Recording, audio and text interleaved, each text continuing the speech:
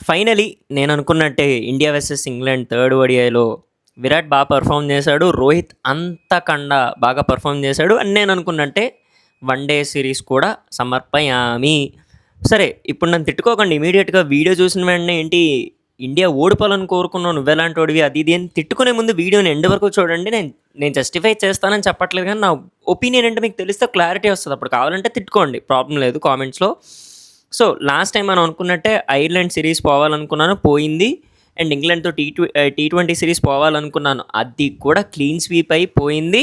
One day series కూడా పోవాలనుకున్నాను, but at the cost of Virat and Rohit బాగా పెర్ఫార్మ్ చేయాలి, ఇండియా ఓడిపోవాలని కోరుకున్నాను. ఎందుకంటే నా వీడియోస్‌ని బాగా ఫాలో అవుతున్న వాళ్ళకి ఒకటి ఐడియా ఉంటుంది. గంభీర్ కోచ్ పొజిషన్ నుంచి అండ్ అజిత్ అగాకర్ సెలక్షన్ కమిటీ నుంచి పోవాలి అనే ఉద్దేశంతో.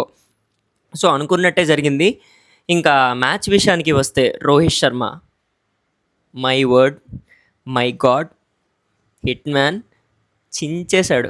39 ఇయర్స్ ఓల్డ్, రిటైర్ అయిపోతే బాగుంటుంది కదా, ఇంకెందుకు నువ్వు అన్నప్పుడు ఒక ఎక్స్ట్రాడినరీ ఫీల్డింగ్ చేసి 4 ఆపాడు.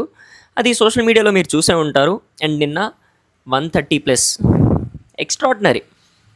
ఎవడైతే క్వశ్చన్ చేశాడో రోహిత్ శర్మ పనికిరాడు అని, వాళ్ళందరికీ నోరు మూసుకునేలాగా ఒక గేర జల్ల తన 100తో ఆన్సర్ ఇచ్చేశాడు.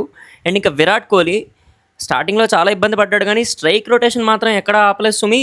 స్ట్రైక్ రొటేషన్ చేస్తూ తను పుంజుకుందాం అనుకున్నాడు, కానీ మంచి బౌలింగ్ వేశారు శామ్ కరన్.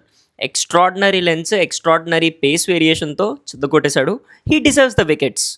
అండ్ ఇంకా ఫైనలీ నెక్స్ట్ జింబాబ్వేతో మనకి సిరీస్ ఉంది. అది కూడా గంభీర్ మామ చక్కగా కోచింగ్ ఇచ్చి, ఎప్పట్లానే మన టీమిండియా ఓడిపోతే నాకు తెలిసి 90% బీసీసీఐ ఒక డెసిషన్ తీసుకుంటుంది. మన గంభీర్ని పక్కన పెట్టి సెలక్షన్ కమిటీలో అజిత్ అగాకర్ని కూడా పక్కన పెడితే ఇంకా మన డ్రీమ్ నెరవేరినట్టే. ఆ డ్రీమ్ వల్ల ఏమవుతుంది అంటే, నా డ్రీమ్ వల్ల నేను అలా కోరుకోవడం వల్ల ఏం జరుగుతుంది అంటే, షమి, భువనేశ్వర్ కుమార్, కుల్దీప్ యాదవ్ అండ్ ఇంకా చాలామంది టాలెంటెడ్ ప్లేయర్స్ బయట వెయిట్ చేస్తున్నారు వాళ్ళ ఆపర్చునిటీ కోసం. వాళ్ళకు జెన్యూన్ ఆపర్చునిటీ వస్తే వాళ్ళు ప్రూవ్ చేసుకుంటేనే, వాళ్ళు టాలెంటెడ్ అని మ్యాచ్లో ప్రూవ్ చేసుకుంటే వాళ్ళు కంటిన్యూ అవుతారు.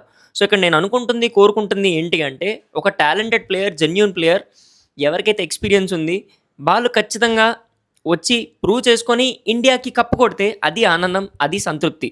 కానీ ఇక్కడ ఏం జరుగుతుందంటే అంతా రివర్స్. టాలెంట్ లేకపోయినా ఏం లేకపోయినా గంభీర్ కోటాలో నుంచి తీసుకొచ్చి ఆడించేస్తున్నారు.